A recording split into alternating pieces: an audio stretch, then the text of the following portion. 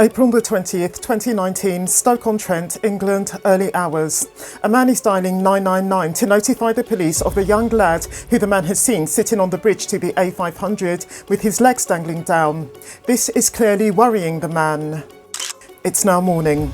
A woman heads out of her flat, goes downstairs, walks out of the communal entrance, makes her way through the backyard towards the road, and wonders with terror why the keys to flat 6, which she's just picked up from the ground, are covered in blood. The block manager, to whom the woman has just presented the keys, wonders the same too. But of course, seeing the mangled, blood-spattered, naked body lying on the bed in flat 6, as the two women are now doing, both women now have two very different questions on their mind, as well as being overcome with overwhelming shock and terror. Who murdered the tenant of flat 6, an 18-year-old football coach, and why? 18-year-old Joseph Trevor, whose apparent attempt to jump to his death from the A500 bridge that came shortly after he took the life of Megan Newton and did a few other things to her as well, was thwarted by strangers, had never been taught boundaries, was accused of rape at the age of 15 and had an unnerving Jekyll and Hyde personality. Now, if I've got you hooked on this person's story so far, do subscribe, give the video a like, drop a comment when you're ready and donate. Hit the thanks button below, I'll appreciate you. While nothing came of the rape allegation that was made against Trevor when he was 15, he was provocatively nicknamed by none other than his schoolmate, Rolf Harris, a former beloved TV cartoonist and lifelong PDF file. Think Jimmy Savile.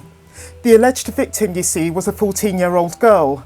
Then again, in counter to the Harris and Savile jibes that the allegation triggered, both the alleged victim and the alleged perpetrator were practically the same age, and by 14, most girls are well past puberty and into their adult physical form.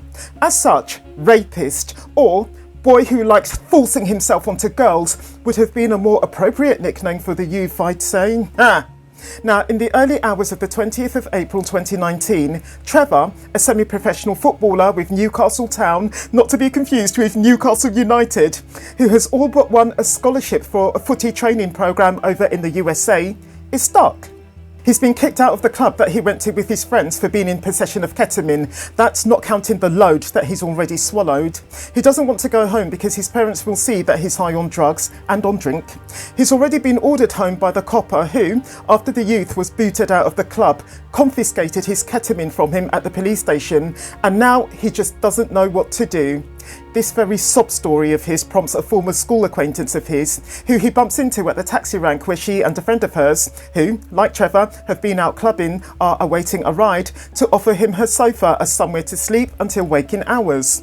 The two were never really friends at school, and I don't know if this had anything to do with Trevor's unpredictable aggression, all bouncy and good-humoured one day, all moody and aggressive the next. But they always see each other around town and often run into each other at nightclubs. Stoke-on-Trent, you see, is a very, very small town. You can't avoid running into people you know on a frequent basis. It's near Crewe. You get to Crewe from Stoke on the A500 and back again. Both Trevor and this former school acquaintance of his also share a passion for footy and for sports in general. The acquaintance's name is Megan Newton, and given her playful mode of walking to her front door with Trevor after the taxi has dropped them off, it's clear that she's wholly unsuspecting of her companion, an old acquaintance from school who she's fairly familiar with and who she's just allowing to sleep on her sofa until later on that day when he'll leave. A sob story is a fiction of woe and neediness that someone tells in order to gain something from another. Trevor was 18. Given that he had no history of suffering domestic abuse of any kind, his parents, in fact, later lamenting that they could never get him to listen to anything they said and admitting that they eventually just gave up trying to teach him boundaries. Whatever would have happened to Trevor on coming home high on ketamine, I personally find it hard to believe that it was something for Trevor to be truly fearful of. I really wish that Megan had challenged Trevor on his reasons for not wanting to go home, or on why he hadn't asked any of his guy friends to put him up for the night. This latter scenario being what the perpetrator had actually texted his dad in reply to a text from his dad asking him where he was.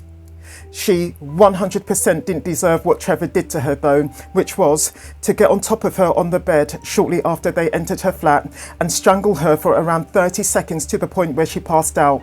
The perpetrator then got up, went to the kitchen, got a knife, then went back into the bedroom and then, as Megan lay face down, stabbed her all of 9 times in the back of the neck and in the back, with so much force that the blade went all the way through and penetrated both of her lungs. Megan was more than likely still alive before Trevor stabbed her, albeit that she was unconscious. At some point in the 90-minute, that is the length of a football game oddly enough, that Joseph was inside Megan's apartment, he forced himself on her. It's actually not clear whether he did that before or after getting busy on her with the knife from the kitchen, let's just say. It turns out that he violated her in 2 ways, and I can't risk falling foul of YouTube's content restrictions by naming the second of those 2 ways.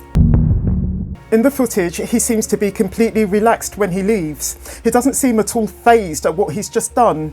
But yeah, on trying to exit the apartment block, he discovered that the door was locked, so he went back inside Megan's flat, which means he went past Megan's body again to get the key so that he could get out.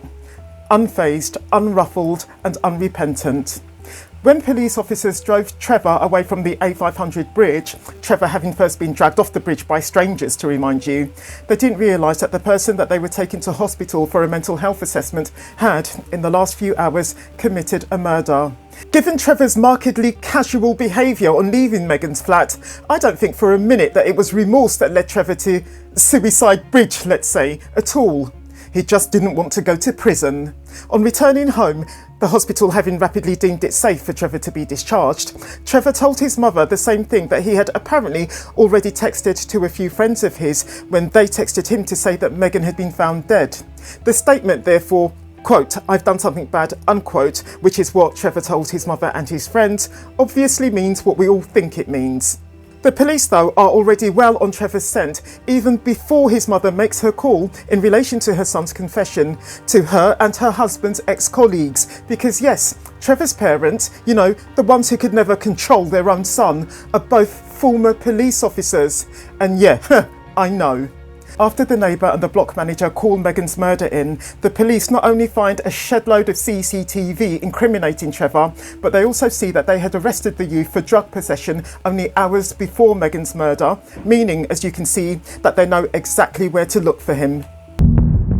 In his police interrogation, Trevor claimed that he couldn't even remember doing anything to Megan once the two entered her flat, except having consensual sex with her.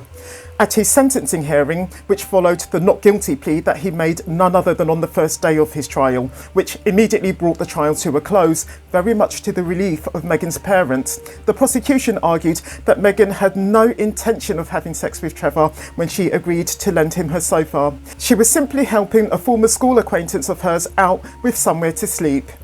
It looks then that, like the vast majority of rapists and murderers, and hey, who knows, necro you know what, this perpetrator did what he did for nothing more than sadistic pleasure, in particular the pleasure of exercising dominance and control over another.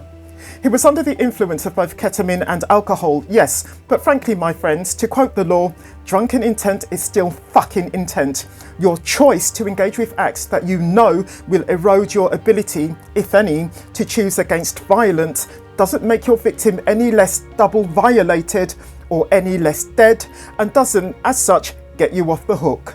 I should tell you though that there are some very rare cases where apparently voluntary intoxication does serve as a defence. For instance, if you take formally prescribed medication that you've never taken before and it makes you commit an act of violence that nobody could have foreseen as a result of your taking that medication, you've got a defence. Another case is where your apparently voluntary intoxication stems from a recognised medical condition like alcohol dependency syndrome. These two defences will always be meticulously probed in any criminal case, of course, for the sake of the victim. In any event, neither of these two defences applies to bastard Joseph Trevor. Nothing came of the inquiry into the matter of why the police didn't keep Trevor in custody until his ketamine and his alcohol wore off, such as his normal police procedure. Had they done so, Megan's mother claimed, with good reason I'd say, Megan would still be alive today. It also infuriated Meghan's parents to see that the perpetrator could be out at 40 if his application for parole at the end of his 21-year life sentence is successful, his sentencing having taken place in February 2020. While Trevor will be on the sex offender register for life, he has never shown any genuine remorse for what he did to Meghan. Ooh, poor Meghan and her poor family and friends. If this video has gripped you, I recommend you to watch this one next. I'll meet you there.